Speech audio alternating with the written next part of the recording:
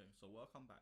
So in this week, we're going to study the Stack Overflow, which is one of the very basic software security attack that in our modern softwares. So let's take a look at the slides. All right, so let's get started. Okay, so first let's jump to this first slide. The title is, as it says, is called memory corruption. So what is memory corruption, and what is memory corruption related to the topic, right, of this week's topic, Stack Overflow.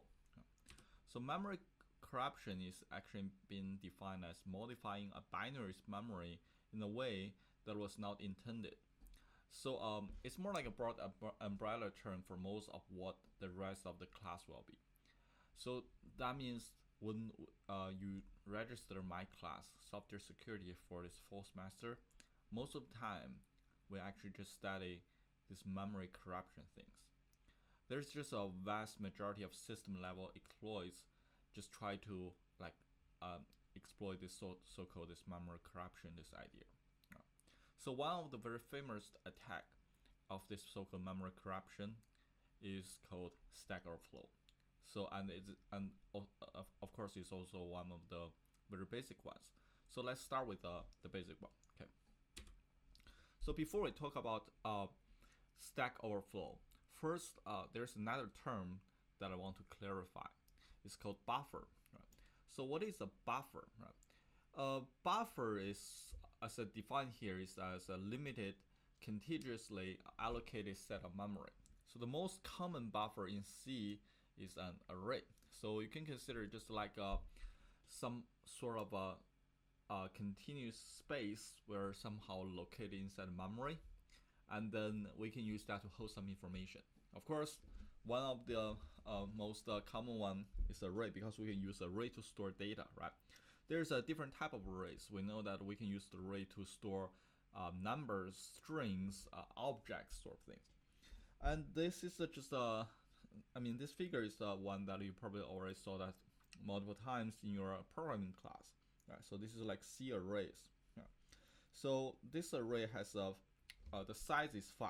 Right? We know that our computer system is adopt this so-called zero-based numbering systems.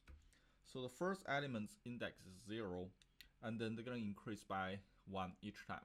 So we know that an array with a size equal to 5, the very last item's index is going to be 5 minus 1, which is 4. Right? So that's buffer. Okay, very simple. Let's move on to the next slide. So now, how to use these arrays in our program. So this is a C programming. This is just a code that written in C, and as the title suggests, this is a novice C programmer mistake, which is kind of like a mistake that is considered as a very common mistakes. So let's just read the code, and I think most of you guys probably, even if you never write C program before, code in C before, you can immediately tell the error. Right? So let's just read it. First, we include 2 libraries. This is very similar to the import statement in Java. And we have this main method where, of course, in C we call that main function, right? And then the first line is that we define an array with size equal to 5, and then we also initialize with some initial values 1, 2, 3, 4, 5. So that's basically an array, and you can visualize just like an array, and then with 1, 2, 3, 4, 5 in it. And then after that, I use this printf function. This printf function try to print out array 5. Right. So what's wrong with this? Right? As I just mentioned, right, array and also everything that in our computer adopt this zero-based numbering system. So that means with the array 5, with the array size of 5, the very last item's index should be array 4 instead of 5. So if you try to read the value of array 5, right? So this is actually array 5, right? Then you're actually already past the end of the array, which in Java will trigger the so-called out of bound error, right? So this is just one of the reasons why this is going to be a problem. But as you can see that in Java, if you try to print out array 5, then they're gonna show you an error, and they can check and see, okay, there's an error. Excuse me, there's error in your code, and then will allows you to print it. However, as I shows you here, right? If you try to compile these files in Java in C, then they can just shows you a warning, and then still allows you to compile and run it. Right. So let's try this together. Right. So once you log into the Badger CTF, and then under the folder class 5 examples.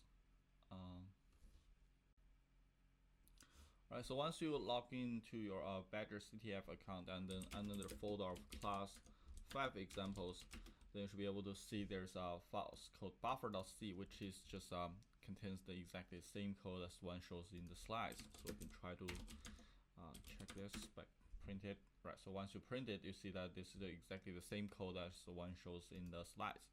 And then we can just compile it by typing gcc buffer.c-o buffer, right? So that's how you compile it. And once you compile, then you can just run it by typing buffer.slash buffer, right? So that's how you execute this program, right?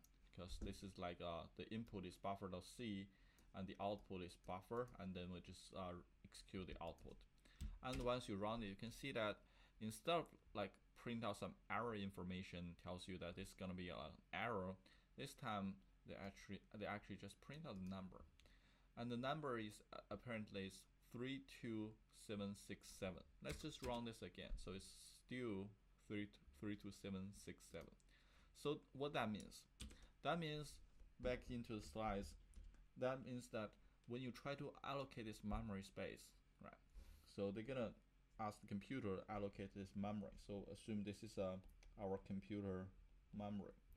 Then inside the memory, they first just clear it out, and then you can just put in new numbers in it. Right? So this 1, 2, 3, 4, 5, you can place it here.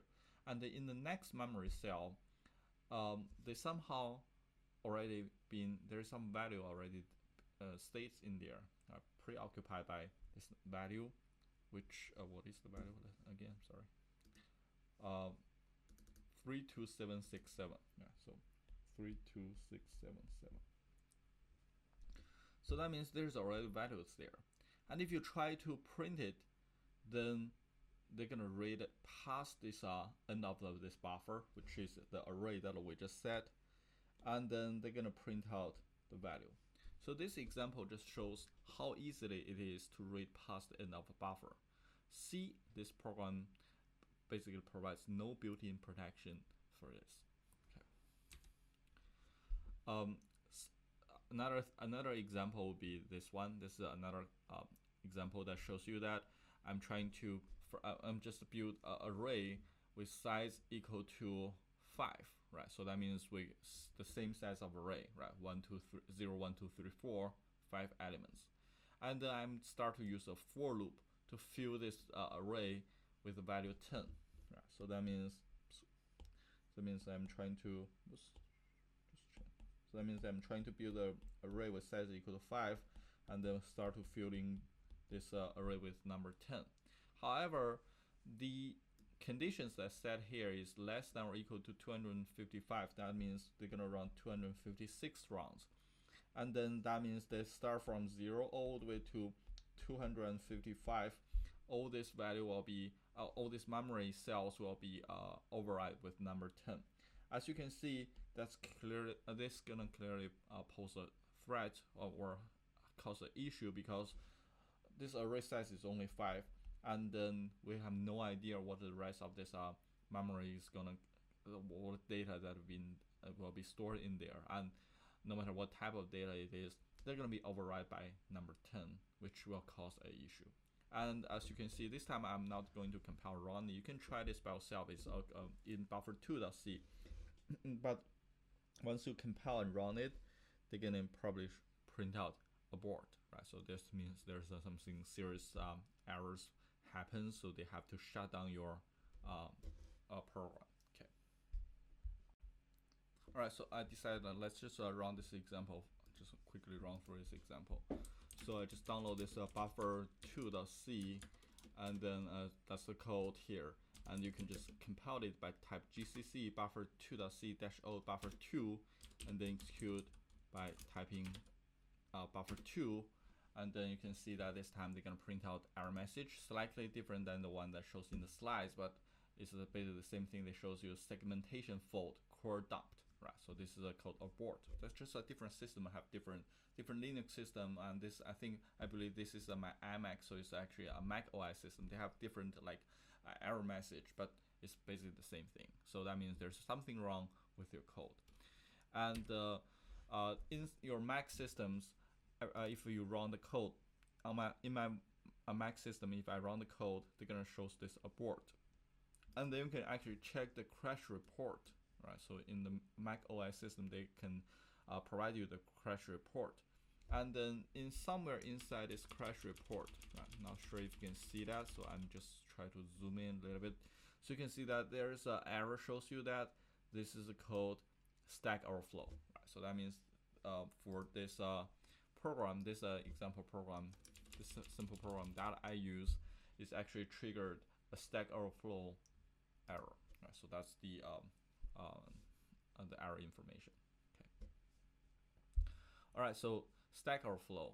So as you can see, trigger Stack Overflow is very simple. You just need to create a buffer, right, which is array in C, and then if you try to ignore the boundary and then just keep putting data in it, then eventually you might be able to trigger this buffer overflow error, right?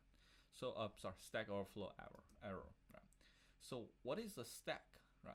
So we know that stack is actually some part inside your computer's memory. So let's just quickly review the stack. Right, so this is like the stack that we learned, right? So this is the structure of the stack. We know that stack is just a memory, right? So that means stacks is actually located in our computer's memory. So this is inside our memory, and then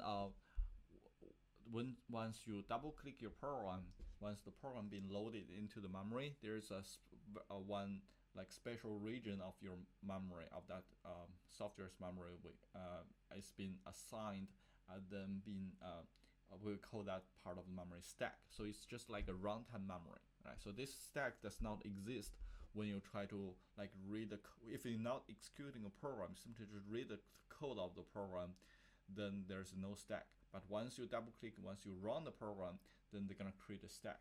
And we know that stack is being used for storing data. For example, if you like coding a function, right, and then passing argument, then we know that this argument will be stored somewhere inside this stack. And also not only argument, but also the variables, right? Passing argument variables are all being stored in onto the stack. And there's also two very important pointers. One is called EBP, one is called the ESP. Both of them has also been like used to store this information, and also this EBP and ESP's information.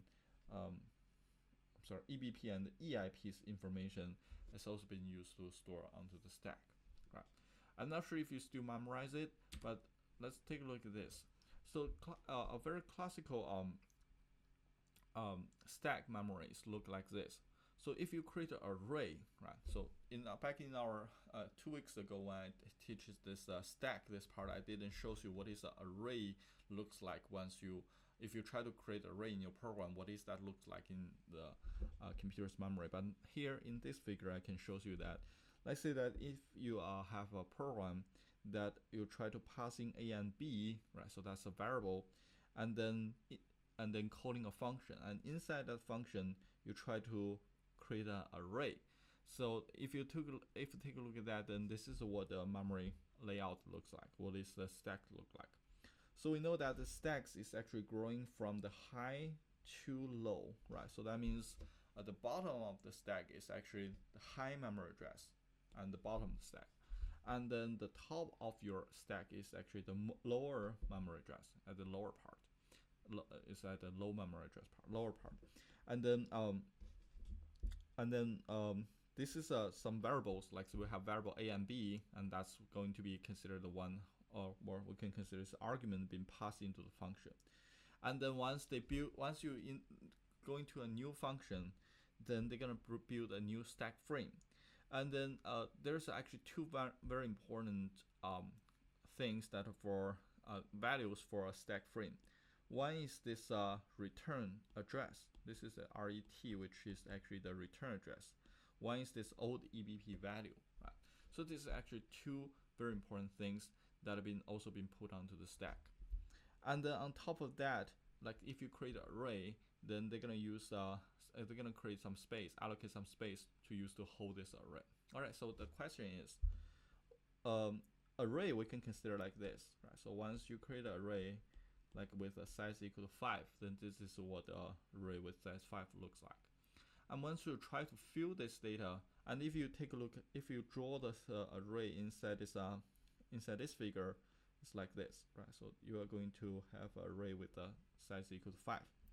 So the question is, if I start filling this array, what is that looks like? Let's say that if I start to filling this array with 1, 2, 3, 4, 5, then and like one by one, then what this looks like is like this.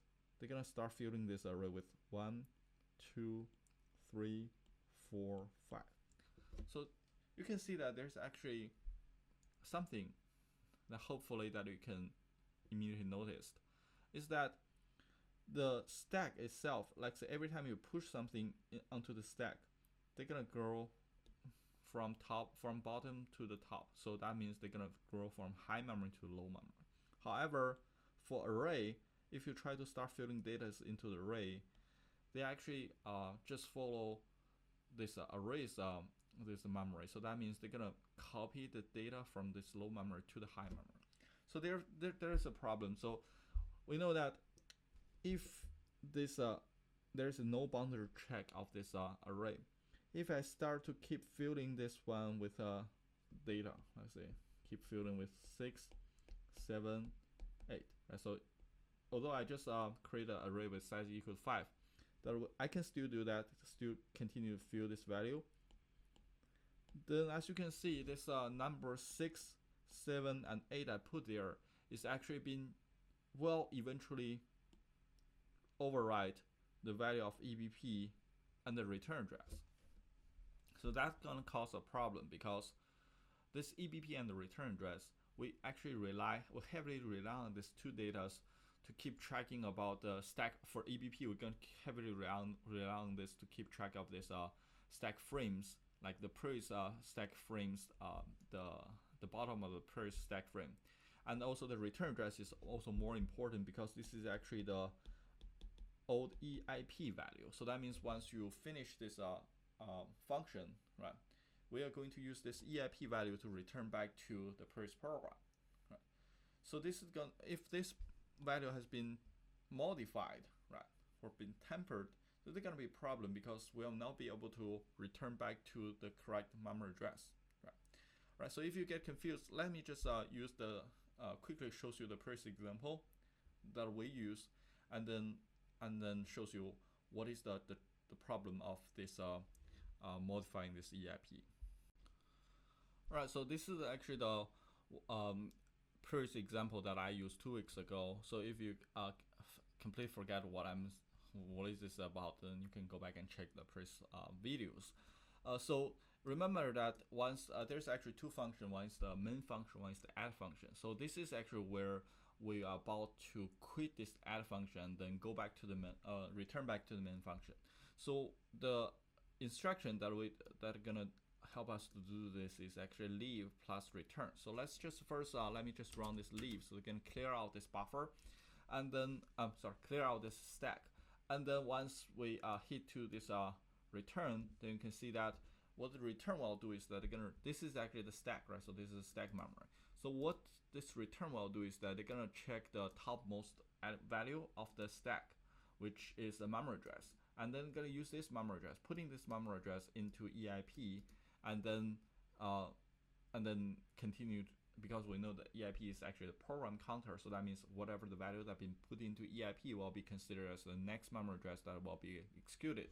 So that means the program will be jumped to 0491C7, so which is actually this is min plus 43, so it's the 43 length inside min function. So that means we actually use this kind of like a way to return back to the main function, right? So imagine that if somehow there's a if this value has been changed, right? Because as I mentioned, there's a potential, we can potentially change this value if there's a array in this if we create an array inside the add function, and then somehow they trigger this overflow issues, and then somehow the user keep typing numbers and then inputting numbers, and eventually this value has been override with number 5, number 6, then they're going to become like 00005, something like this. And then once they return, they are not be able to return back to the main function. Instead, going to return to a weird address. This memory address is actually the value that the user typed. So that's going to create a problem. And actually in today's lecture, we're about to like try to see whether we'll be able to do this. Okay. Alright, so this time I'm going to show you this example, which is the first example that I use for showing you this stack overflow, which is being stored inside this overflow.c. Alright, so this first, let's just before I show you what is this about, let's just first read the code together. Right? So let me just move this one, then enlarge the code. Okay.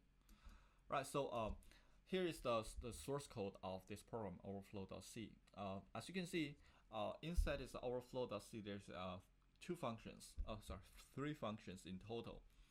So we have one function is called, the topmost one is called hacked function. Right? The hacked function, there is only do one thing, is that it's gonna print out hacked by cchen, which is hacked by me. Right? So that's just you can consider just a print as message, right, onto your screen, right? I choose to use puts, but you know that we can use the printf. It's the same thing. And then there's another function, it's called the return input function. So the return input function is going to allow the user to, first they're going to create a char type array with size equal to 30, and then they're going to use calling this gets function, and then to and pass this array as an argument. So what is this gets function means is actually just allows the user to type something. So gets is actually very similar to the scanner, right? This scanner object that you learn in Java, right? So they allows the user to type things in by using their keyboard, and then the user type data will be put into this array. So this char type array will be filled with the user type data. Well, obviously there's a problem of this function, is that this function does not check the boundary at all. So that means if I type something like AAA, like 4 A's, then they're gonna be fine, because that means this array will be filled with 4 A's, and then later we're gonna use printf to print out whatever the data inside this array. So that's the logic of the problem. That's normal way to interact with the problem. But however, if somehow that the user decide to keep typing A, and then if I decide to type more than 30 A's, then there's gonna be a problem, because there's no boundary check. Okay, so that's a vulnerable function that we just marked it here. It's called return input. Finally, there's a main function. We know that main function is actually considered as the entry point of your program. So that's where the program starts.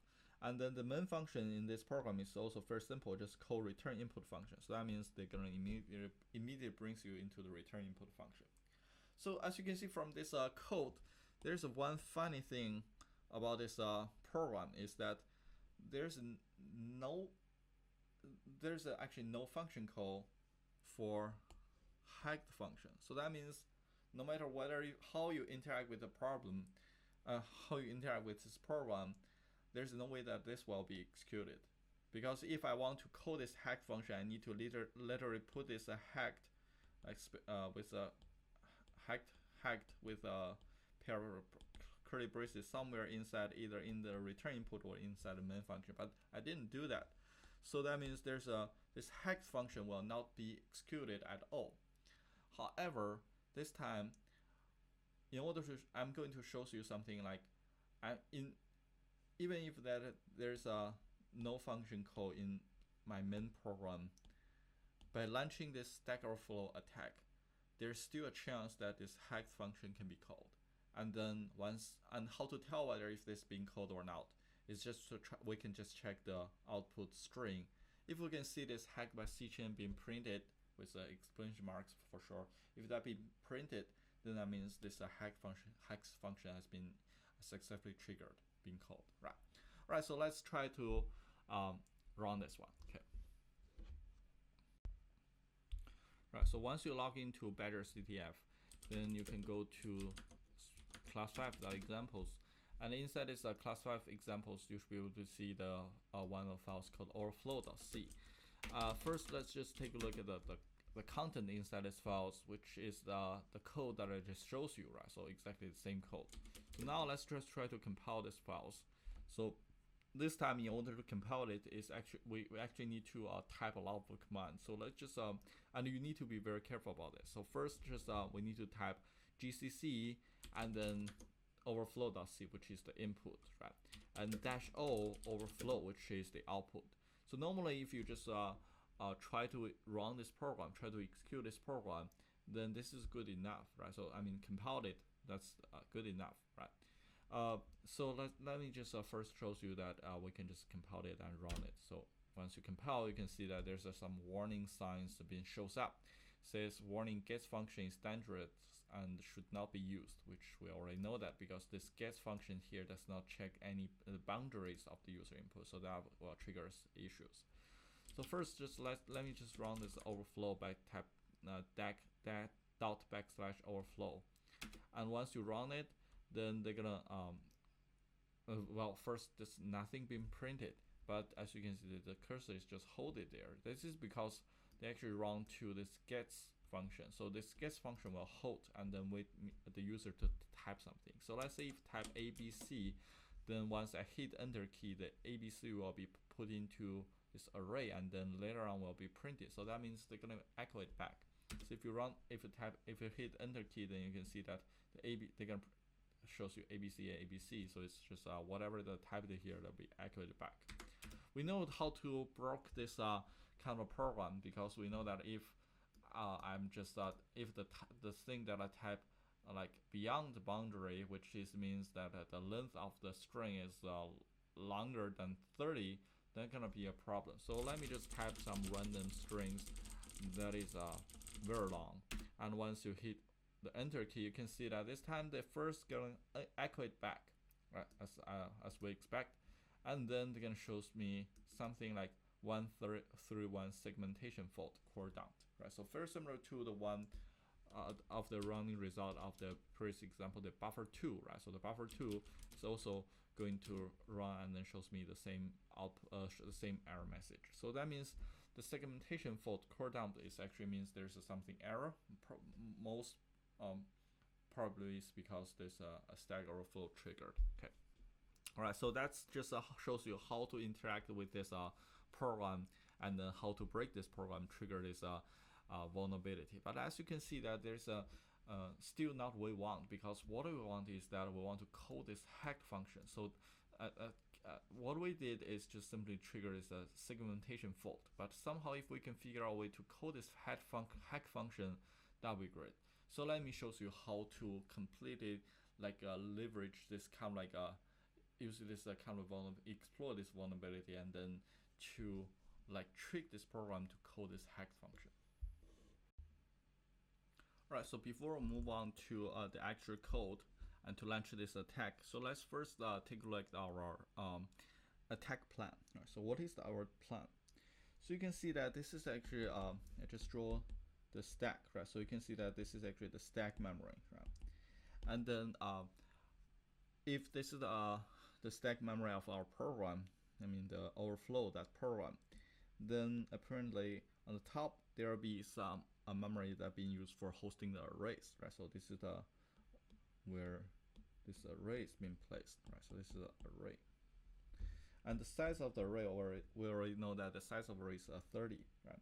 And then under that we have this EBP, this old EBP value, and then under that we have this EIP value, or we call that return address, right? So we know that this normally the return address is actually the main function's memory address, right? Not the starting memory address of the main function, but it's actually somewhere in the middle of the main function, because we are actually currently inside the. Let me switch back to the desktop. Right. So actually we should be inside this return input function, right? So we're actually inside this return input function, and then once we finish this printf, we will be returned back to this main function, and then continue to run the code in line 19, right? So switch back to iPad, right? So that means this is actually should allows us to go back to this main function, which is line 19, right? Supposed to be that. Right. So what is our attack plan for this overflow, this program? So we know that this program will allow the user to type things, and that will be stored inside array. So I'm going to start to typing some dummy character A's. Right? I'm going to type a lot of A's.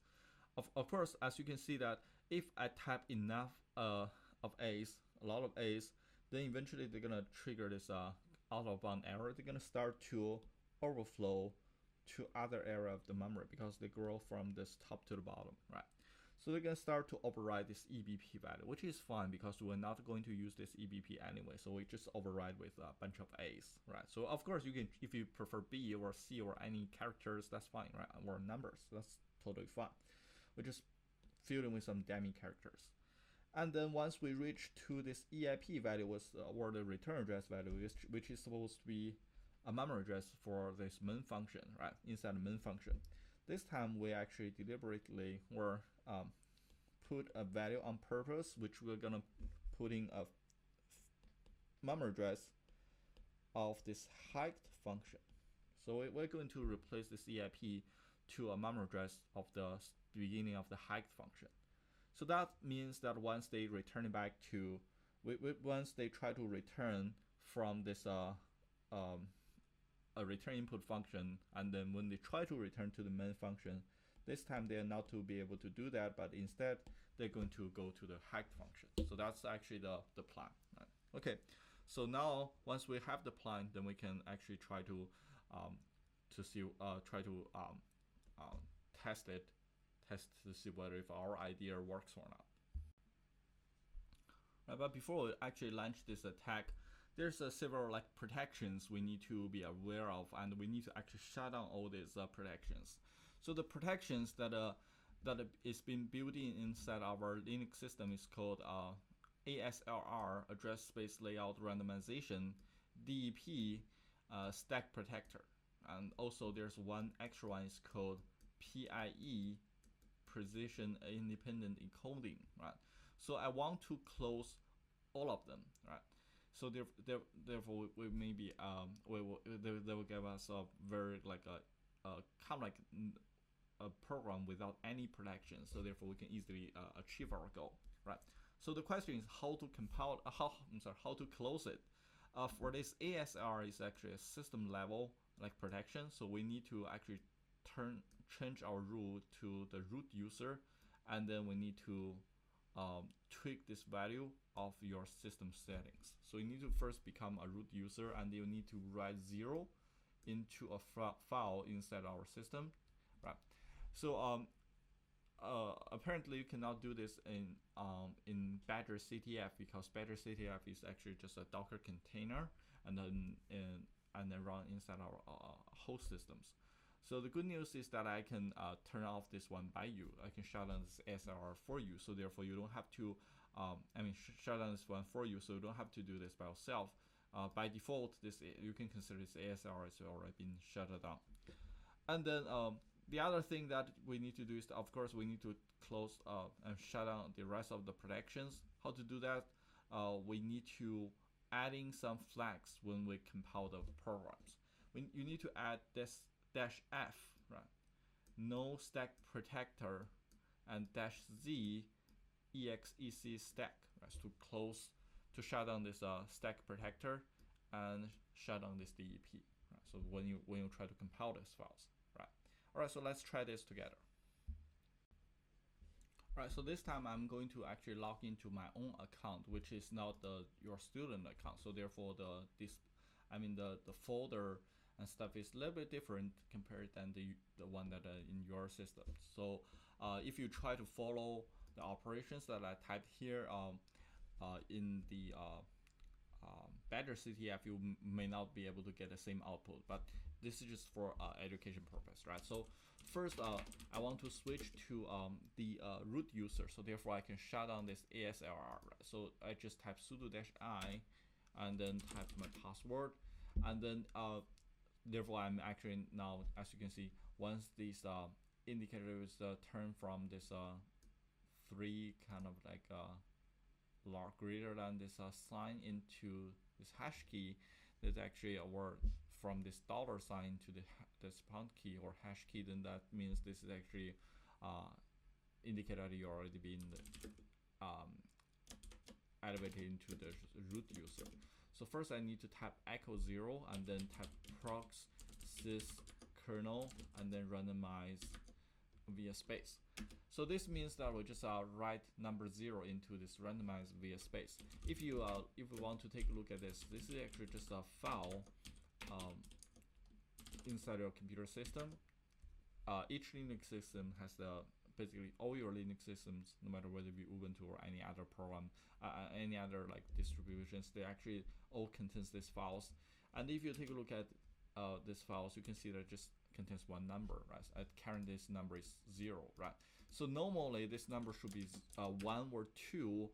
That means this ASLR has not been turned off, or maybe just partially turned off. So this number 1 or 2 means that at least this part of the ASLR has been enabled. But if you rewrite with a 0, then that means this we can completely shut down this ASLR. So once you shut down this ASLR, we can quit this root user and then go back to our normal user, right? So back to our normal user. This time we want to compile these files. So this overflow.c is the files that I mentioned before, so that's the one that we want to compile. So this time, instead of just type GCC and then compile it, this time we actually need to make this our command a little bit longer. So let me show you the whole command. So you need to type GCC space overflow.c-o overflow -m32, which will allows you to compile these files into 32-bit mode, which means that they're gonna use this this concept we learned in this class, right? So if you're not adding this one, they're gonna compile as a 64-bit mode, which we can still hike it, but the memory address will be a 64-bit, which is double the size, right? And we are going to use RAX instead of EX, so the register's name also can change. So I prefer to just keep with the one that we learned so far. And then we want to close this stack protector. We want to shut down this stack protector, and we want to shut down this DEP, which I will talk in more details about this protection in the next lecture. So we want to shut down this one also, and then with -no PIE, we basically shut down this position independent encoding. This is just for allows us to easy to debug, right? So without this, if you not shut down this one, then the memory address might be different compared to the one that you first time when you when you load your program into GDB and then when you run the program, the memory address may change a little bit, but eventually that you will still be able to manage to hike it. But I just don't want to make any confusion, so I just prefer to turn off all of them. Anyway, so that's how we compile the files, and then generate files is called overflow. So let me just try to run this, and then we got the same information, same warnings that says the guest function is not safe. We know that. Okay. So once we done that, then we need to stick to our plan, right? So first, let's just try to run this program, right? So once you run this program, they're gonna allows me to type values, right? So that means if I keep running A's, then they're gonna echo it back. But if this A's is longer than 32, then gonna trigger segmentation fault. So the question is, based on our attack plan, right? So I'm going to switch to iPad.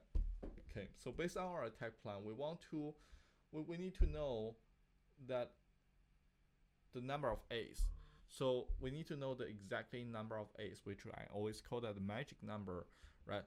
The length of A's we need to type, and then after that, if we can find out this magic number, then after that, if we can follow by the memory address of the hike function, then and then sending to this program, then we may be able to trigger this hike function, right? So the question is, what is the magic number? What is the length of the A's I should type here, right? Okay, what is the length of the A's that I should type here? So one straightforward way or brutal force way would be just do this try and error, right? So there's for first time we're gonna start with like say 32 A's, right? So at least I think we need to start with 32, right? So because the array size is 32, so maybe 33 A's, and we'll just keep increasing it each time by 1, and eventually we should be able to find out this magic number, right? So we know that the magic number is definitely greater than, I'm sorry, not 32. It's definitely greater than 30 because that's the size of the array. So it's definitely greater than 30, maybe 31, 32, 33. So we can keep trying that and keep increasing the number, right? Actually, that's how I did after spending a night, right, of 1 hour, right, or 2 hours of trying to increase the number. I finally figured out this magic number is actually 42, right? Actually, that's just kidding. There's actually a better way to do this. We don't have to. You don't have to do that like manually, but again, this is definitely one way to find out this magic number. So 42 is actually the magic number, right? So we need to type 42 A's and then plus the return address. All right. Right. So once we know the plan, then we know 42 A's. So how to generate 42 A's, right? Of course, straightforward way, just type A, keep typing it, and then count until we reach to 42. Wow. That's one way to do that. But since we already know how to write code, so why not just use Python, right, to help us to generate this strings, right? So in order to do this, we just simply just use this print functions. Very simple, print, and then we're just using A times 42, so they're gonna print out this 42 A's.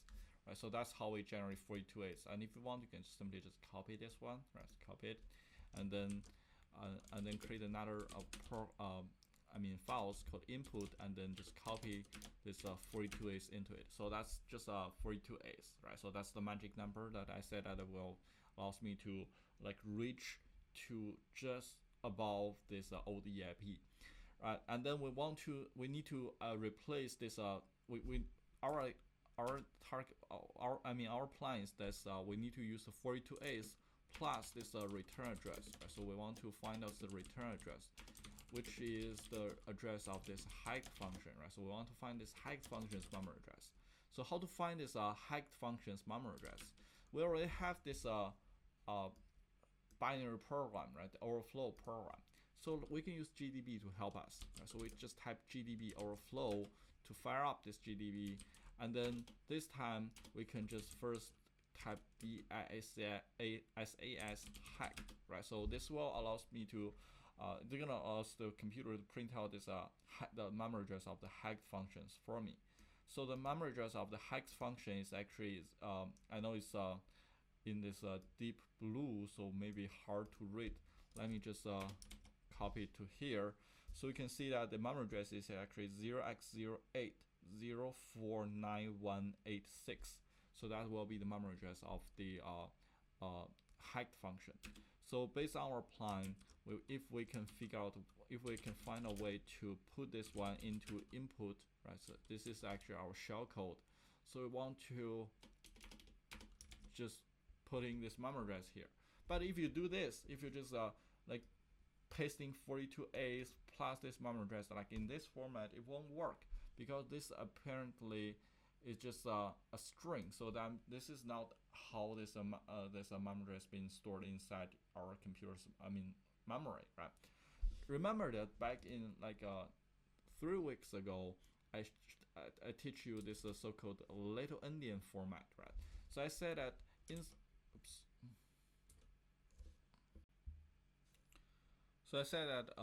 if you want to represent this memory address of this 08049186, they actually use this little endian format. So the little endian format means that inside our computer's memory, this memory address being stored like \x86 \x and then 91, and then backslash x 04, and then backslash x 08. So this is how they store this memory address. And if you convert it back, it's become like 08, 04, 91, 86. Right? So this is just how the computer use this later endian format to store memory address. If you have no idea what I'm talking about here, go back and check the previous video about this later endian, right? So this is just basically it shows you a very detailed way and tells you how to convert this one. And also this is also in quiz 1. So I hope that you still memorize this. So that means that actually we need to like putting this memory address in this way, right? So like in this way. Right, so this is actually the string should looks like, right? So we need to have 42A's plus hexadecimal value of this backslash x 86 891 0408, right? So this is how it should looks like. But the problem now is that if you just copy paste this one in this way, it's still not good enough, because this backslash x, if you just write it like this, then there will be once you put into the program, they will treat it as a backslash x, right? So they will think this is not a hexadecimal number. So we actually need to convert this into a hexadecimal number, right? So this is because this is just a string, right? Backslash x, we read it as string, but we know backslash x means that 86, the following number 86 should be treated as a hexadecimal number. 91 should be treated as hexadecimal number. So we need to find a way to somehow to find a way to represent this hexadecimal, to print out the string that this string is composed by this hexadecimal number. So you probably get confused, but that's fine. Let me show you how to do that. So we can use right. So you can actually use this shell, our bash shell, to generate this code. So so this is the shell code should look like, right? So we can actually use the shell using this command echo -e followed by this backslash 86 91 04 and backslash 08. So they'll just basically translate this one into this hexadecimal value. So let me just hit enter key, and you can see they're gonna print out this question mark.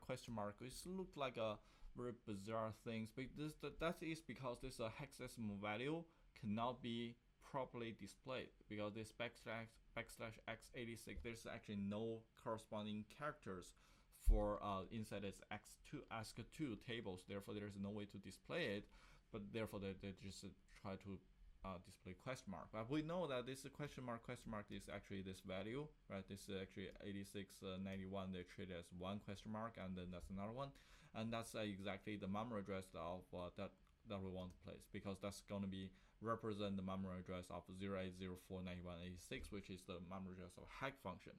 So that's just of course the end of this I mean the very end of this shell code. So we want to, how about just let this echo to help us to print out this full shell code. So just need to just copy paste all 42A's, right, at the top, at the front. So therefore, and then paste it here. So this is actually the full version. If you want to try it yourself, you can definitely just type 42A's and then start to type in backslash x 86 91 0408, right? So echo -e and then using single columns, right? So not single quote. So once you hit enter key, this is actually, they're gonna print out this string. So this is the string that we're gonna use as the input, right? So we can first redirect this one into our input2 files, right? So this is just create a new files, and then you can, it's just like they're gonna write down these things, everything that have been printed will be, and then putting everything into a new files called input2. So we can actually check this input2 file. So you can see that it actually contains exactly the same strings that we have. And this time we can start to run our program. And as I mentioned before, this well, not mentioned actually. So when you run this program, you can use this less than, or we call that this redirect symbol to redirect the input into this program. Let's say that if I redirect, like say my name to it, then you can see that this redirect should be you need to provide a file's name, right? So let's say that if I touch a new files like name is C Chen, and then just putting some random characters like my name C Chen into it, right?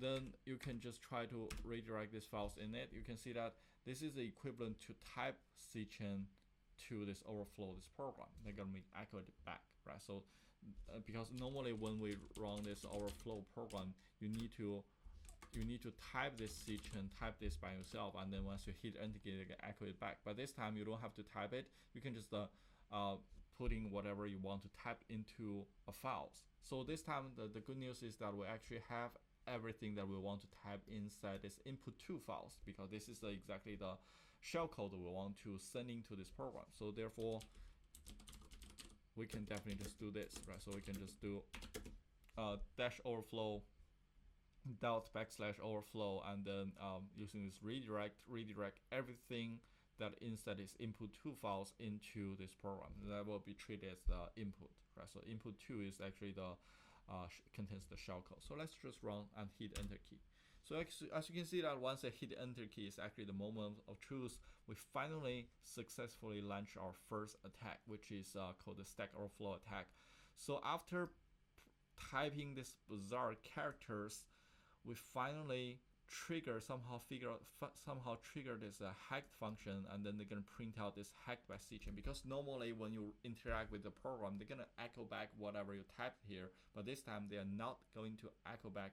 Well, they first echo back what we typed here, but then when they decide to leave this function, they actually return to this hacked function and then print out this hacked by C Chen, this string, right?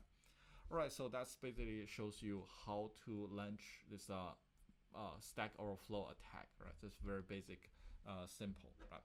So now there's several things we want to we still need to improve this whole procedure, because again, as you can see that this is like echo-e and then the converting of things.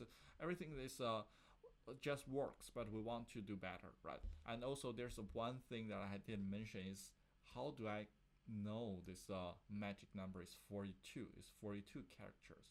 Why I find this number, right? I know that most of you guys now you guys gonna believe that I'm going to really just try this one by one, right? Start from 30 all the way to 42, which is just try 12 times, which is not right. There's definitely some ways to do this, right? So that's something that we're gonna learn in the following slides. So let's just keep studying, okay? All right, so let's take a look at the slides, right? So we just successfully launched our first attack. We call that stack overflow attack. There's actually a name for this type of attack, which call that return hijack attack. This return hijack attack is a specialized stack overflow attack, which we just try to hide this return address. Because as mentioned, the structure of this program is like first we have an array which we call the buffer. This buffer will be placed somewhere on top of this stack, and this buffer also allows the user input data but does not provide any like a boundary check. So therefore we can easily just overflow this buffer, and then we just figure out a way to overflow the buffer and then override this EBP value, and then eventually we can override this return address. As I mentioned before, we already know that this the magic length is that 42. If I just type 42 for this the first example program, if I type 42A or 42 dummy characters, then we should be able to reach just above this return address, and then after that we can just provide our own return address, which in our case we just let it return to this hiked function, right? So let it go to the hike function and print out things.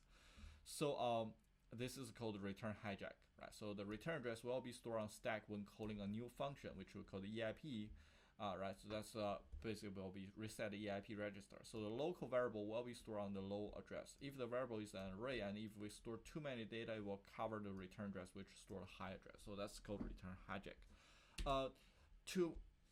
Here is a much better way to show you what we just did, right? So well, there's an array here, so this is the array, and then we just keep filling this array with some dummy characters like A, B, B, B, C, C, D, D. Well, in our case, we just use A, but you can definitely use B and C and D and E and F, whatever characters you prefer. And then once you reach to the size of 42, then we just follow them by a new return address. So this is a called from crash to hike, right? So crash means that we just random putting a very large size, input is larger than the size of array, then eventually they're gonna crash the program. But now we craft a special data to exploit this vulnerability. So the general idea is just overflow the buffer, so it's override this return address. Okay. So now there's several things that it did not been like solved yet. First is how to get this this is part that you can just try to read about self. So the first part is how to find out the length, right, and also the address, right. So typically you need to source code so you can estimate the address of the both buffer and the return address. And then so that means normally it's not that easy to find out this return address, but in our case we have the program, we have the binary program, so we can use the GDB to find out this return address, right. And that's basically how what we did is just launch up this GDB and then use this and then run this program, and we type ds as deassemble the program, and then type hide, and then they're gonna print out this the assembly instructions of the hide function, right. And some of you guys probably gonna wonder why I pick up this memory address, the very first memory address. That is because the hide function eventually is just been, it's actually just been converted into this assembly instructions, right? So that means if we can go through everything that in here, right? If we just run through everything that in here, then that means we actually call this hack function well, or that means we already execute this hack function. So that means if we can putting this the first memory address, the beginning of the hack function, which is 08049186, and let this program to redirect to this memory address, then it's equivalent to call this hack function. So that's the reason why that I pick up the first memory address of the hack function and then use this memory address, convert it into the letter endian format, and then put into our shell code, right? So this is just like rethink of this attack. The other thing is like how to find out exactly the magic number 42. Right, so in order to figure out the length of the dummy characters, we can actually use one of the built-in command instead of GDB. It's called pattern. So this pattern will basically you can use that to generate, search, or write a cyclic pattern to memory. So what it does is that it generates a very like special like sequence. We name it the bridging sequence. And this bridging sequence we can keep generating it, but we can also announce the length. You can just provide a you can specify a length, and they're gonna generate the sequence with that length. Like say I want to generate sequence with the length equal to 100. You can do that, right? They're gonna generate 100 characters. So what is the specialty about this sequence is that this sequence has a unique n-length subsequence at any of its point. So this is actually quite important, right? So please just highlight this line of sentence, right? Has a unique n-length subsequence. So in our case, we are interested in unique 4 lengths of subsequence that will be dealing with 32-bit register. So any like 4 length subsequence, you can once you find out this once you have a subsequence length equal to 4, you can easily like pinpoint its locations. So this is especially used for finding offset at which data get written into the registers. All right, so you probably get confused why this works. So let me show you that how to generate this sequence, and then what happens once if you decide to fit this one into this your program. Okay. So this time let me just use this GDB to rerun this overflow, this vulnerable program. Okay. This time we first type this pattern, pattern and then type create and then followed by 100. So this basically will generate this debridging sequence with a length of equal to 100. Right, so you can see that this is called generating a pattern of 100 bytes. Right, so once they generate it, you can see that they have AAA, BAA, CAA, something like this, right? So we call that debridging sequence. But anyway, so let's just copy this one, right? So let me just copy this string and then quit this one, and we just create a new files called, maybe not cchain, but called new files like maybe we call that sequence, right? And then just paste this debridging sequence with 100 into it. Okay. All right. So this time, let me just rerun this overflow by passing this sequence. Right. So we know that because the sequence size is 100, the length is 100, so they're gonna definitely trigger overflow because our buffer, which the array size is 30, so it's definitely gonna trigger this. Right. So once you run it, you can see that they're gonna shows you the segmentation fault. Right. Right, so the program will quit. But as you know that this will not allow us to successfully launch the hike because we're not providing return address, and then they're gonna eventually overflow, and then they're gonna return to somewhere in the middle of this string, because as I mentioned, the actual magic number is 42, but our string is 100, is way beyond 42. So that means somewhere inside the 43 characters, 43, 44, 45, and 46, those 4 characters value will be translated into hexadecimal value and then will be put into this EIP. So that means they're gonna jump into, let's assume this is going to be the 40. Assume this is a length of 42 characters. Oh, that's actually 30 characters. We can 34. So I guess this should be, yeah, this 46. So 41. Okay. So we already know the answer. So this is actually 42 characters. So this the first 42 characters is being used to fill out this array.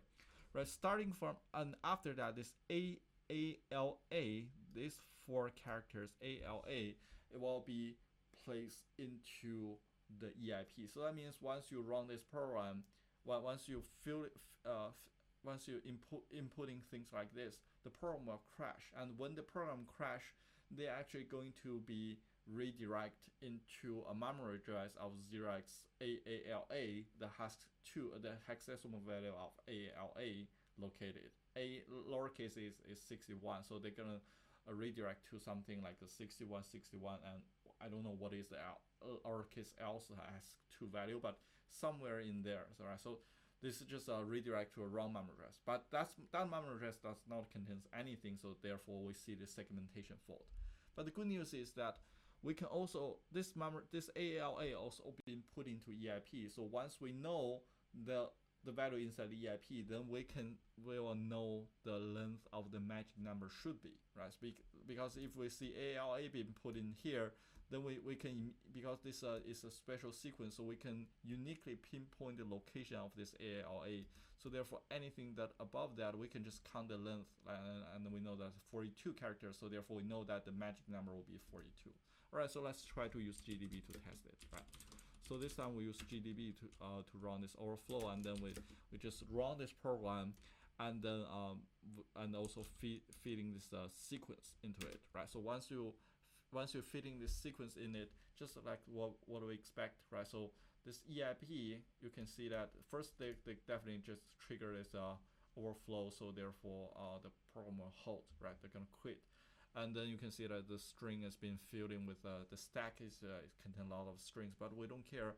We only care. The only thing we care is the one that inside EIP is like when this overflow happens. When this overflow happens, what is this EIP's value? And then we know that this EIP's value is AALA, or you can consider 616C 6161. So that's the value. And we just want to know where is this AALA located in our previous sequence. So we can do this pattern search, and then followed by this AALA. You can just passing this AALA into it, right? So then again, it tells you that they find out this offset, right? AALA as offset 43, right? So this is likely. So AALA is actually 43, right? I think it should be 42, or you can just pass in EIP, right? Yeah, it's actually. I think that may be some issues with AALA, or maybe I should use this without this quotation marks, right? Anyway, so there's actually two numbers. So if you do this pattern search and then $ EIP, they actually try to search the value inside EIP, and then they tells you that it's most likely the value will be 42, right? I don't know why this the first one, if I type this one as the value, they actually give me the wrong number. Maybe some bugs in the software, but it's close, right? Anyway, so 42 is actually, that's how we find this magic number, right? So I think you also know the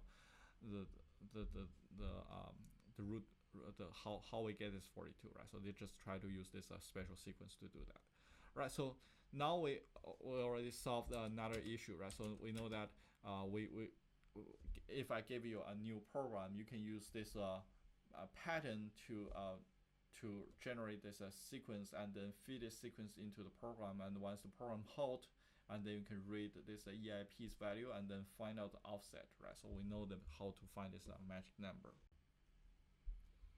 Alright, so since we already know how to find this magic number and how to find the return address, how to formulate shellcode, how to generate shellcode, so there's still an issue is that if, like, say, every time I generate shellcode, I need to use something like this bash script and then feed this one into it. And sometimes it works, but it's just not that elegant. So there's actually a better way to launch this type of tag. Is actually use a library that in Python called Pontus library, right? So we're gonna let me show you what this is a Pontus library looks like. So first, you can create a Python script called attack.py. So this is actually the first time I write this Python script, right? So if you never used Python before, then this is actually the perfect time that you can start to learning Python, right? Okay, so this attack.py is actually a Python script that are using this Pontus library. So you can see that they say from pon import star, so this is gonna use this Pontus, and then they inside this script we define this a main function. So this is actually the starting location, because the way we said if name equals main, they're gonna run this main function. So this is where the program begins, and then there's just a template here. So as you can see that the Python script itself is very simple. First, we can ask this Pontus this library to help us to open this process. We can start this process. The process is just the overflow of this program. So backslash dot slash overflow will allow us to execute this program. And then we want to create our payload, which is the shellcode that we want to send into this overflow, or our text string to this program. So a text string, this time the Pontus library is good because we don't need to manually convert this one to letter endian by ourselves. Instead, it's a Pontus library, they help us to convert it. They have the built-in function to help us to do that. So first we just need to find out the return address of the hack function, which is 080491886. We find this memory address by using GDB, right? So you just type GDB and then you can find this memory address. And then after that is going to be the payload, which is dynamic character A times 42. I already shows you how to find this magic number 42, right, by using this deep region sequence, right? So you just type, but this time you need to, because we're using Python 3, so we want to make sure everything is a byte. So we need to add in this little case b in front of this a. So therefore, they can treat this whole thing as a byte, right, byte string. And then we use this payload plus equal to, this is like appending this return address at the end of this A42. This is equivalent to just write this one at the end of the string. So you can also just using one string, P32 return address. It's going to be the same thing, right? So you don't. Just want to make it a little bit easier for you guys to read, right? So the logic is very simple. Just structure of the shellcode will be where is that? So the structure of the shellcode will be just a times 42 plus the return address, and you can putting this return address into this p32 function, which is provided by this Pontus library. They will automatically help you to convert this value 0x084 9186 into letter endian format and then attach to this attack string. So that's going to be the payload. And then you can just sending this payload to the binary by type p.send, where p is the process. So p.send payload will sending our payload to this program and then convert into interactive mode. So p.interactive will basically will give you a shell, give you the control, so you can control, you can type anything you want. So let's just try to run this program. Right, so run this program, you just type Python 3 and then followed by attack.py. So they're gonna run this. You can see that the first gonna print out starting local process overflow PID 398, shows you the program the process ID, and then switching to interactive mode. And then if you hit enter key, then they're gonna automatically sending this one to the program, and then they're gonna display hack message. So this is a lot better, because this time if you want to, let's say, if I find out, okay, the magic number shouldn't be 42, it should be 39, then you can easily tweak the value. And same thing, if the memory address, you want to change the memory address, or if you want to create a more complicated payload, this is actually very simple one. If this payload have multiple layers or multiple different sessions, then using Python will be a lot better, because you can easily change it or tweak it. So this is called the Pontus library. For more details, you can actually check our course website. There's actually a link to this Pontus library. It's the document, so you can read the documentations by yourself. But I just shows you some very basic functions, and this is actually called the template code. You can just all you need to do is just change some of the code, some of the values in between it, and then focus on this payload itself. All right, so that's how we this is the elegant way of hacking this program, right? So hopefully that you learned how to use this Pontus and everything. So that's pretty much of the end of our first example, the very basic, this return hijacking attack. Thank you. All right, so that's the end of our first example. So in this example, we know that what we do is just try to overwrite the return address and then place the hacked function's memory address into it. So therefore, once they return it back, they're gonna jump to this hacked function and then print out the hacked by Sichen.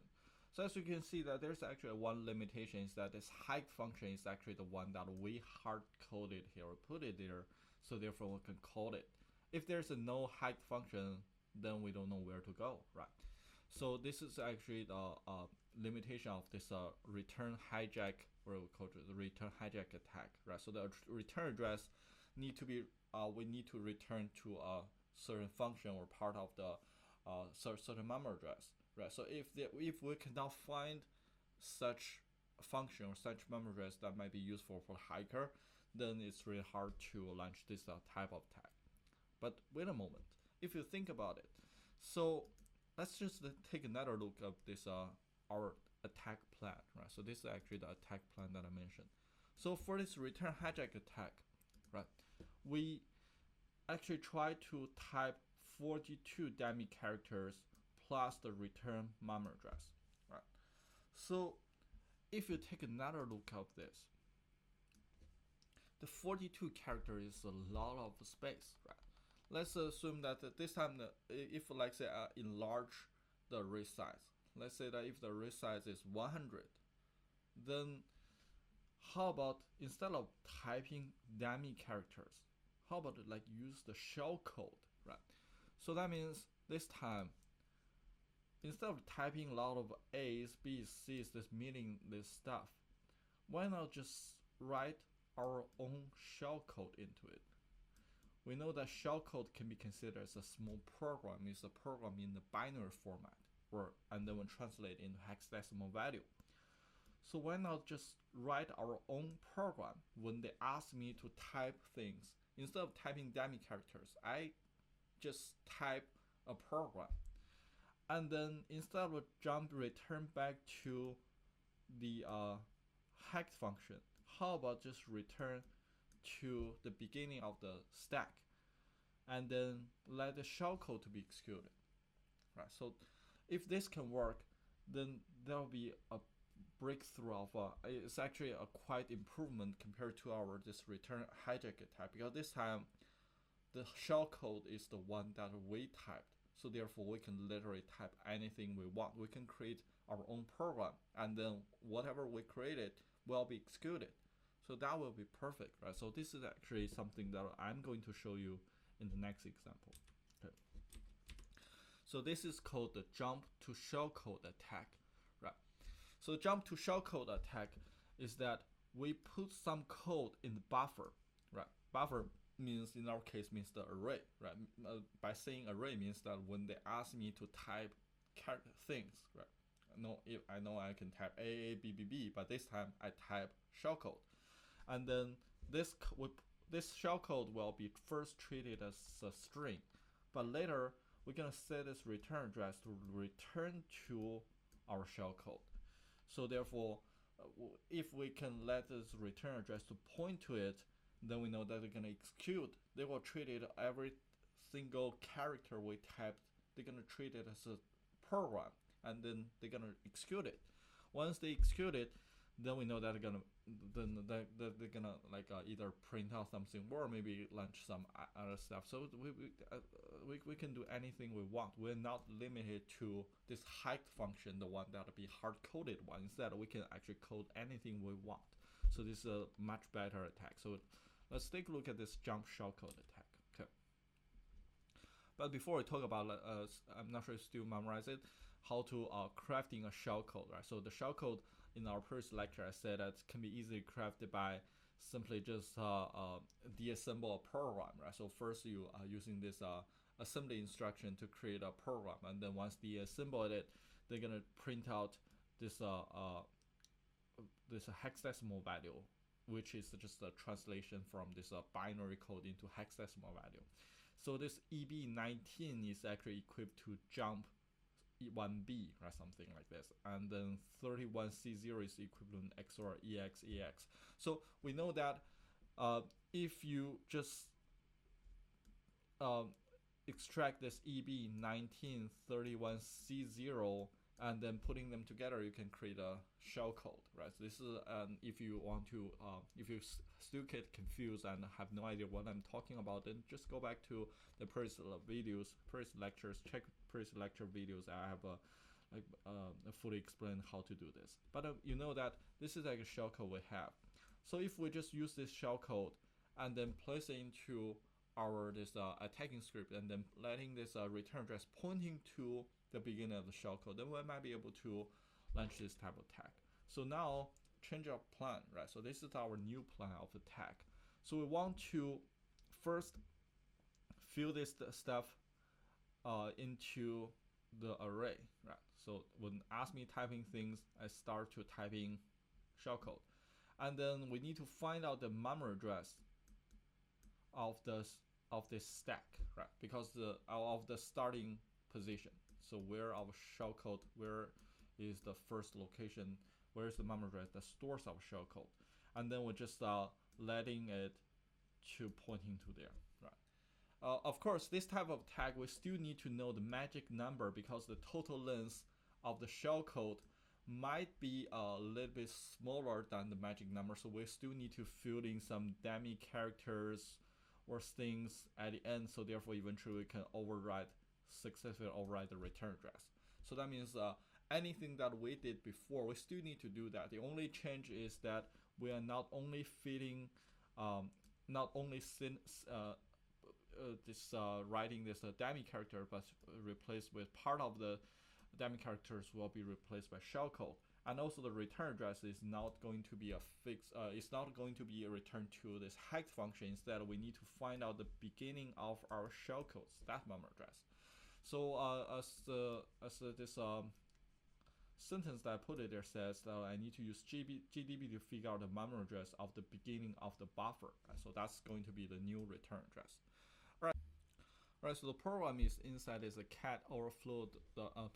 It's inside is overflow 2.c. So if you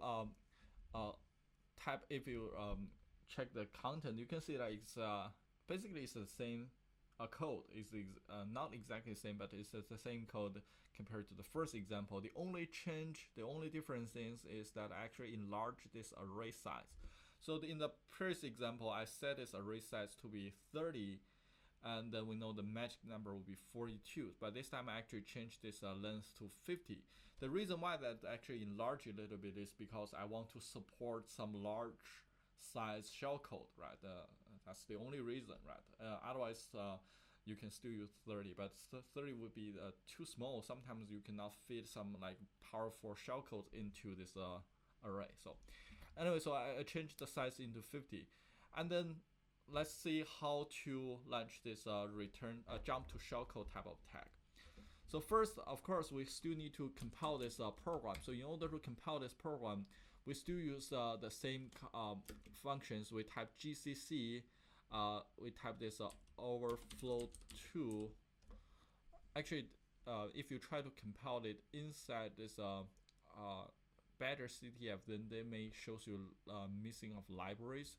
So I can help you to compile this program for you. So therefore, you can see that this overflow 2 is already there.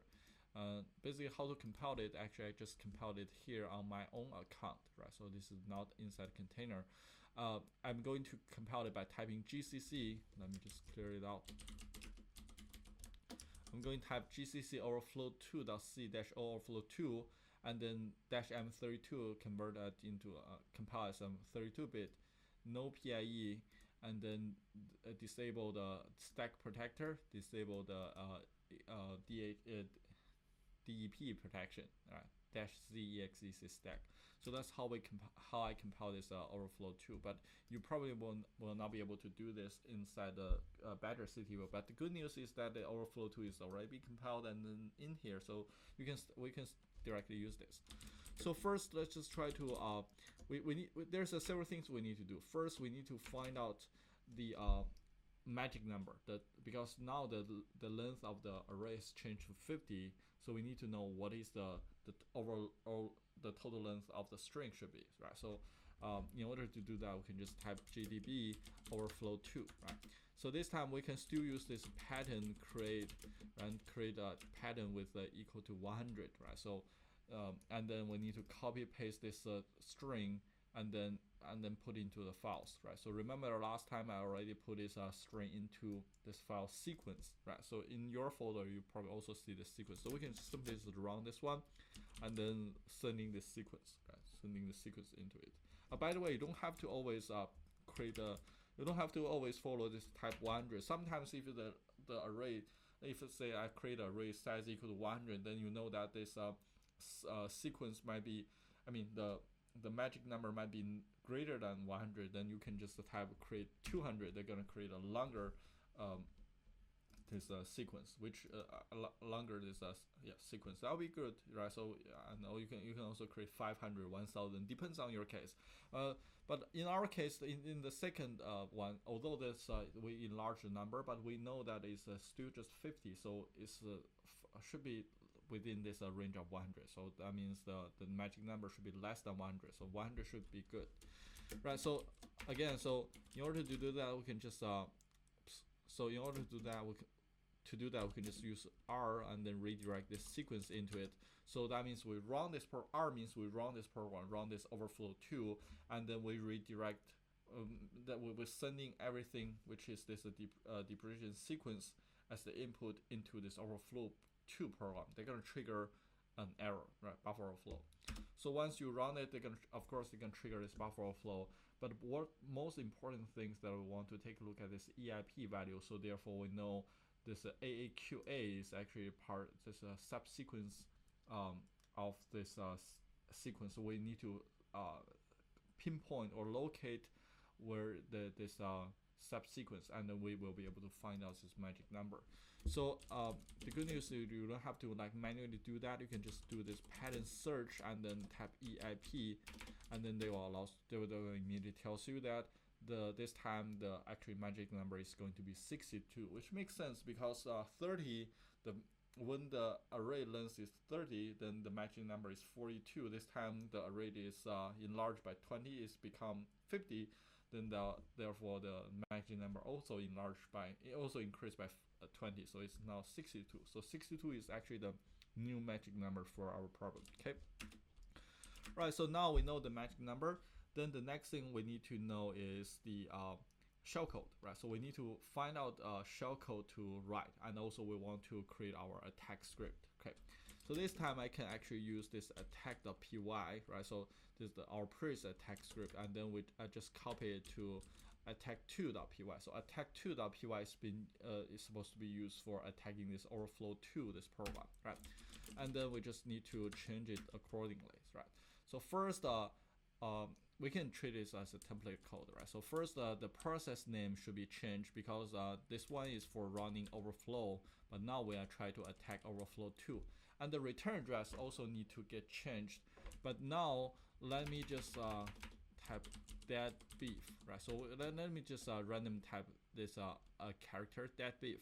And then we just want to test to see whether if this 62, this magic number works or not. So now, as you can see that the logic of the program is that we run this overflow 2, and then we pass 62 A's, which is the magic number, plus a return address. And the return address is actually dead beef. So that means they're going to return to this dead beef, this address. The good news about this is this DEADBEF is all legit hexadecimal value. So they're actually going to jump to this memory address, right? So you cannot spell to any other like terms, or I mean, you definitely need to, you can only limit it to use hexadecimal values, which is A, B, C, D, E, F. So that beef is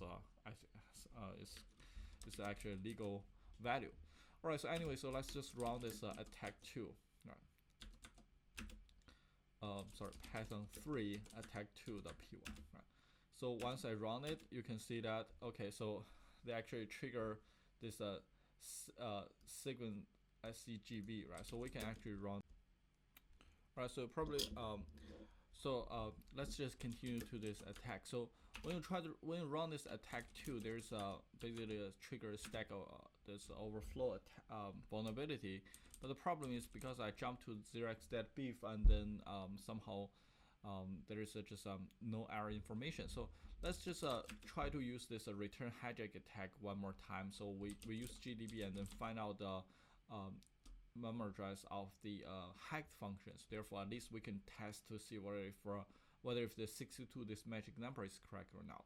So we just run this GDB overflow 2, and then we type DSAS hack, right? So therefore, they're gonna print out this memory address of this hacked function. This time, the memory address is gonna be 0804909186, which is I think is the same memory address, right? So we can definitely just put in the same memory address into attack2, this script. Okay. Right, so let's just put it there. So therefore, we can test to see where if this the length of our payload, which is the length of the dummy character, is correct or not. Right, so let's just run this Python 3 attack2.py.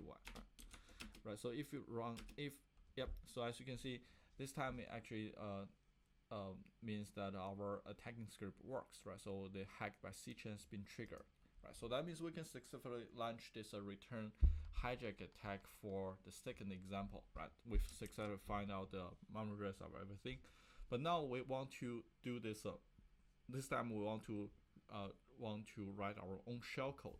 So first we need to have our own shellcode. So we can copy the shellcode from our previous class, right? So inside the class 4 examples, I create a shellcode .c. If you take a look at this, right? So inside this shellcode.c, I actually create a shellcode which is this one, right?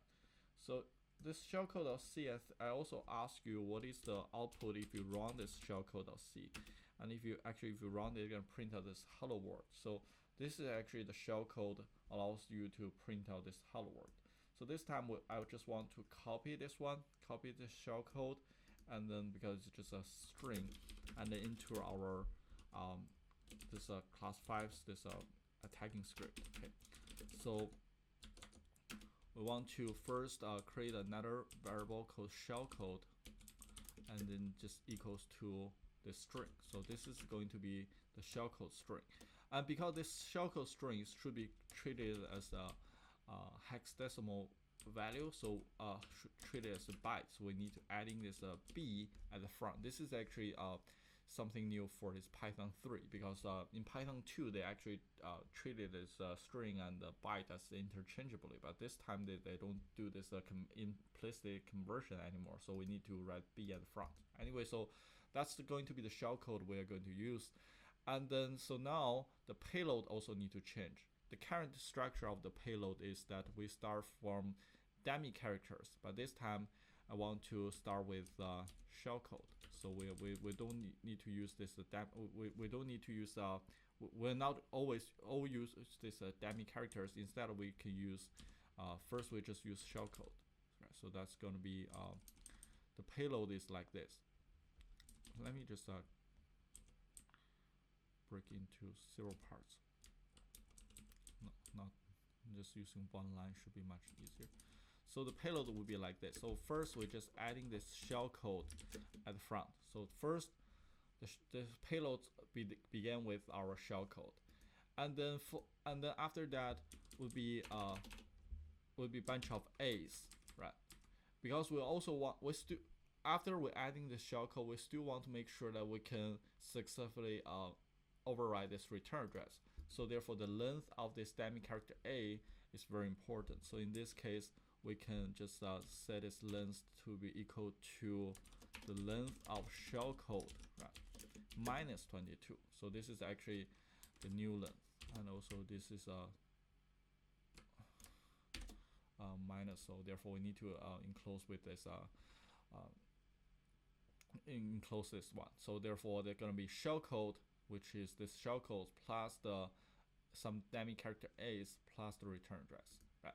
And also the return address is also need to change, because currently the return address is actually returned to this hike function, but we want to make sure that it can return to our shellcode, to the beginning of the shellcode. Okay, so the question is how to find out this the correct memory address for the beginning of the shellcode, right?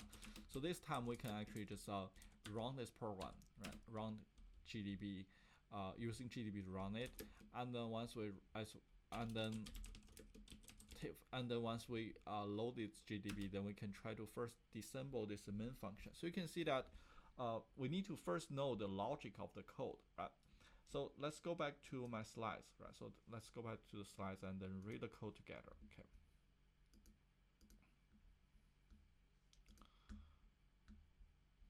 Right. So this is the code.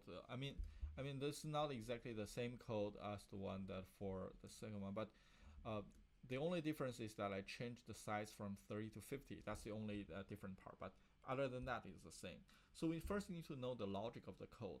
It's like first the return hijacking happens, or the jump to shellcode happens when we are try to quit this return input function. So once we finish the return input function, then that means we are going to go back to the main function and continue to run this line 19, right? So once we try to return back from this return input function, go back to return 0, that's the time that they're going to trigger this return hijacking. So they are not going to return to here, which is not. Instead, they're going to return to this hiked function. That's the idea of our previous attack. But now we want to change it a little bit. So that means this time when they finish this printf, right? So when they finish this return input, instead of return back to the main function, this time they're actually going to return back to our shellcode, right? So the question is, we need to first hold this program when they return back to main function. So that when they return back to main function, we want to temporarily just hold this program for, and then take a look at the stack, and then if we can find out the top of the stack would be possibly the best place to place our shellcode. Okay, so let's go back. Let me just go back here. Okay, so how to do that?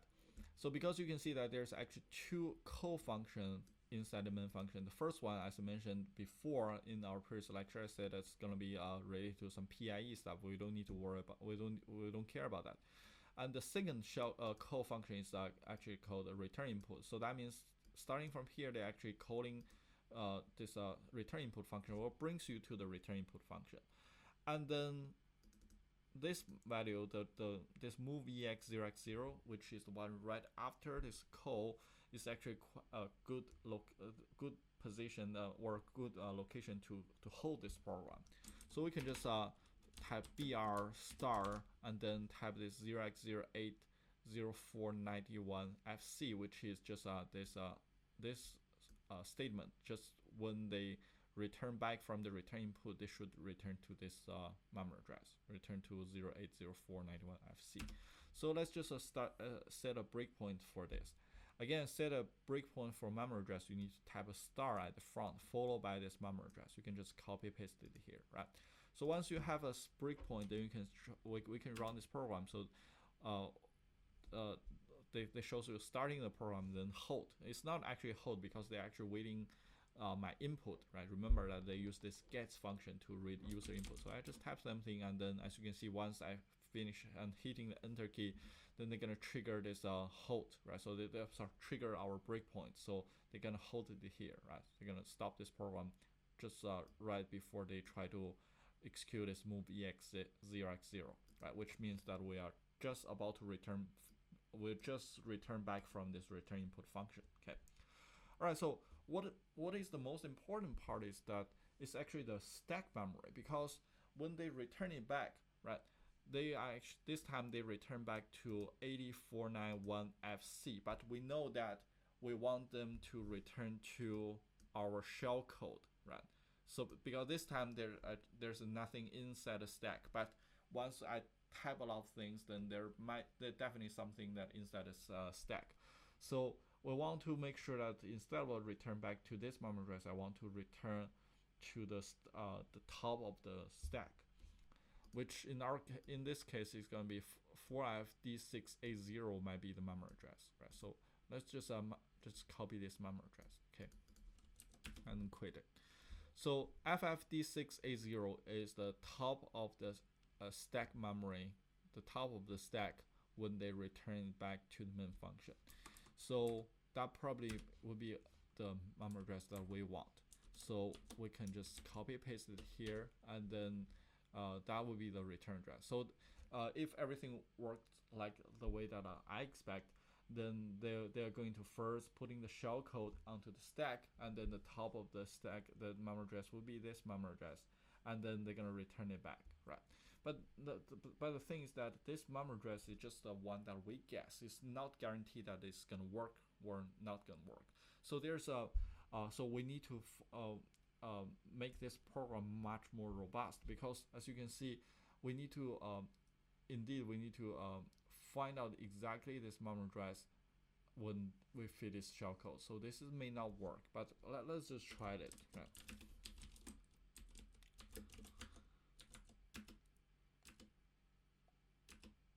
Okay, as you can see, it's actually not work. The reason is because this is a little bit tricky.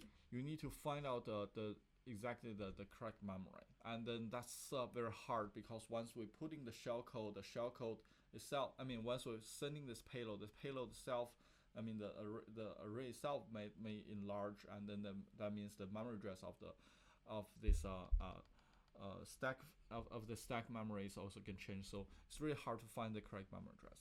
So is there a way to somehow to make our shellcode much more robust, or make it easier for us to run it? Well, there's actually a way to do this. It's called this NOP slide, right? So NOP slide, what is the NOP means?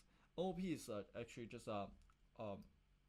the assembly instructions called no operation, right? So the OP code is operation code is 90, and then you just need to write NOP. It's just like when they hit this NOP, it's just like doing nothing. I think I mentioned this before in our previous lectures, right? So what is this NOP slide means, right? So it's just like when you try to create your shellcode, we can change our shellcode structure to be something like this. We can start padding we can first padding our shellcode with bunch of this \90s, and then followed by our shellcode, and then followed by the return address. So why this new structure is better is because this new structure, this \x90 will be padding at the front. So that means if the return address that we found is not 100% correctly, it's not that precisely. Let's say that falls into the middle of this x90. That's still fine because x90 means nothing. So therefore, they're gonna run x90, x90 run all the way to our shellcode. So that means this is just like a slide, right? So as long as you jump to anywhere inside this, as long as you jump on this NOP slide, no matter whether if you jump to the top or the middle or the end, as long as you jump into this area, then they're always gonna to brings you to the beginning of the shellcode. So that means this make our program, this payload much more robust, right? Make our script much robust. So I don't need to precisely find this memory address. As I mentioned, it's sometimes hard to find this memory address. Okay, so we need to adopt this idea by changing this payload structures. So instead of padding with dummy character A's, this time I'm going to change this one to something new. So first I'm going to use this \x90, which is this NOP, and then is equal to len shellcode minus 62. We're just putting that at the front, and then plus the shellcode, right? Plus the shellcode.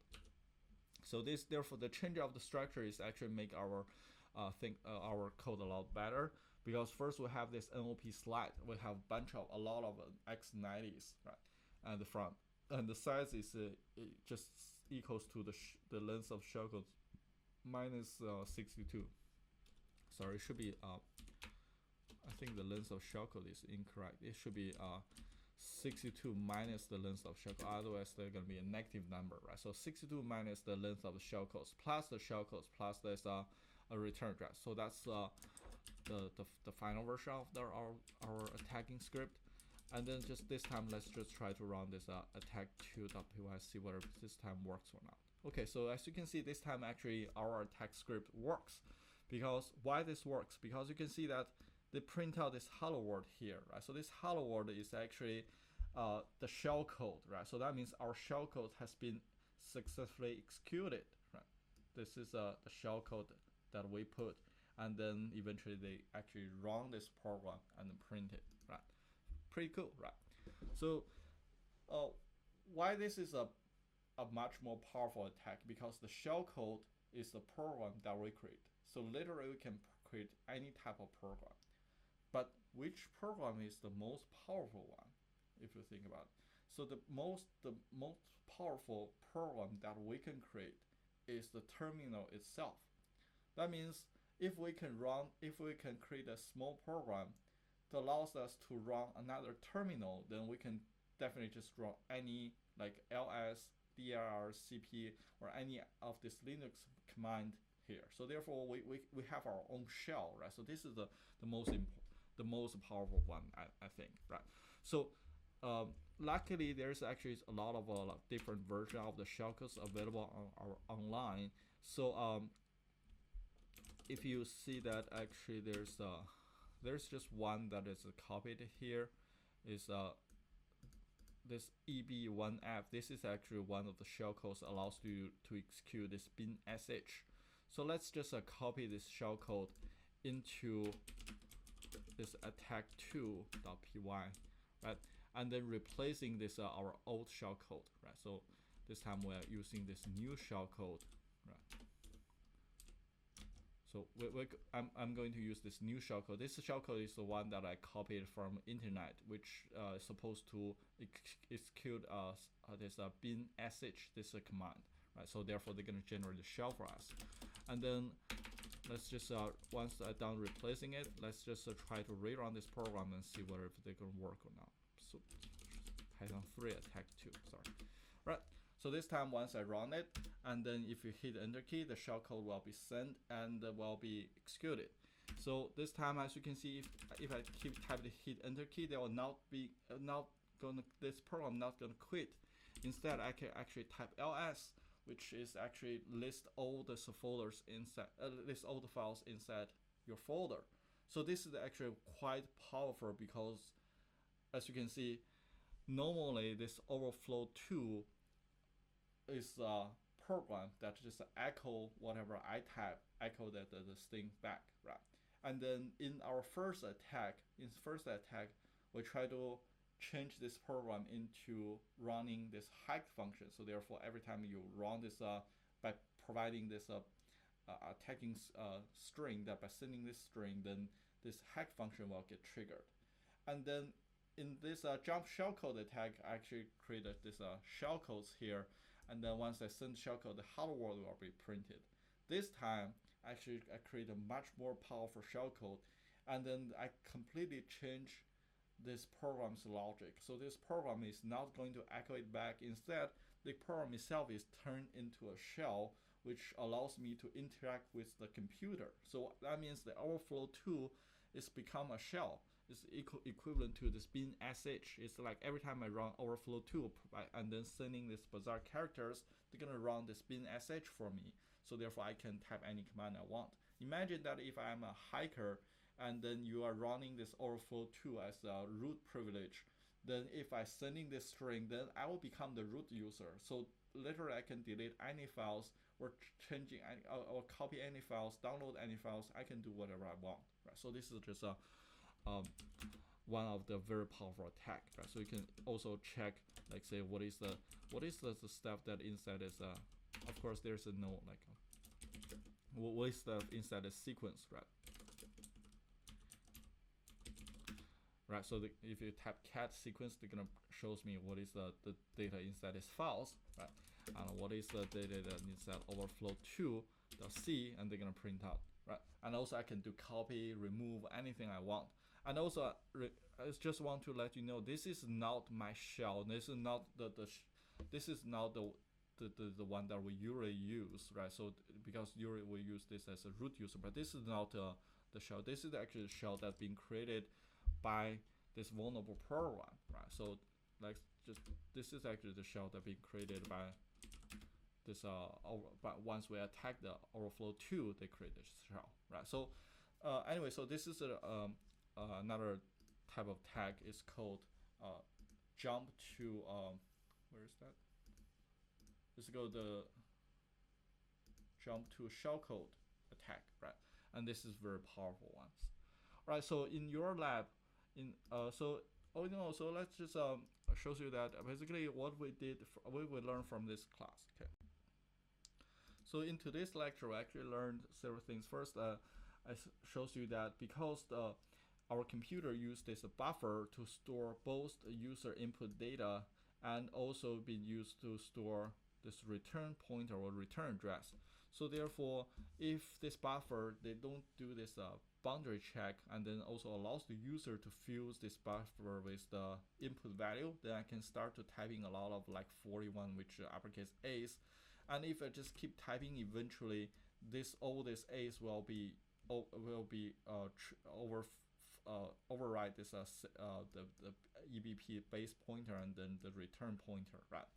So if the attacker somehow use this kind of like attack to attack the system and then put whatever this memory address they want, then they can basically control the logic of your program. They can control the running flow of the program. They can return to any place they want, right? So one way to do that is just return to the hike function, right? So the previous one that I showed you is return to a hike function just by placing first find out the magic number of the string and then followed by the memory address of certain functions, and you can call that function. Then I shows you that instead of doing this, we can actually type our shellcode into the buffer, and then once we know the shellcode's memory address is like, for this example, BFFF0000, we can just first type a shellcode, and then after that we can place this the shellcode's memory address as the return address. So therefore, they can jump to a shellcode and then execute the shellcode, right? and then it shows you there's two examples. The first one is the hello world example, which is the printed hello world. But the second example is much more powerful. By using this jump to shellcode attack, we can actually create a shell, right? Right. So that's basically just a several classic shellcode hack technique, right? So in your lab 2, you are going to like launch this type of attack. You are going to create a shellcode and then hack the program and eventually like your shellcode to be executed. Anyway, so for more details, you can check the lab 2's PDF files, which will be available on our class website.